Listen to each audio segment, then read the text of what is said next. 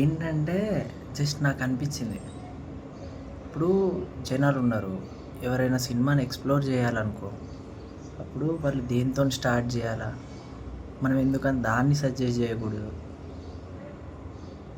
So, అలా వచ్చిన ఆలోచన వల్ల నేను ఈ వీడియో చేస్తున్నా. ఏందంటే చాలామందికి వరల్డ్ సినిమా చూడాలని ఉంటుంది. కానీ ఎట్లా స్టార్ట్ చేయాలా? ఏంది అనేది ఎవరికీ తెలవది. సో, అలాంటోళ్ళ కోసమే నేను ఒక నలుగురు ఆణిముత్యాలు లాంటి డైరెక్టర్లను తీసుకొచ్చిన. జస్ట్ మీరు చేయాల్సిన పని ఒకటే. ఆ నలుగురు డైరెక్టర్స్‌వి ఫిల్మోగ్రఫీ మొత్తం చూసిర్రనుకో మీకు ఒక ఐడియా వస్తది. దాంట్లో ఫస్ట్ మెయిన్ డైరెక్టర్ అయితే క్రిస్టఫర్ నోలన్. ఈయన సినిమాలన్నీ ఫస్ట్ చూసేయండి. అది అయిపోగానే క్వెంటిన్ టారంటినో. ఈయన సినిమాలు కూడా సేమ్ అంతే. ఫస్ట్ నుంచి లాస్ట్ వరకు చూసేయండి, బ్యూటిఫుల్ ఉంటాయి. అండ్ దాని తర్వాత డేవిడ్ ఫించర్.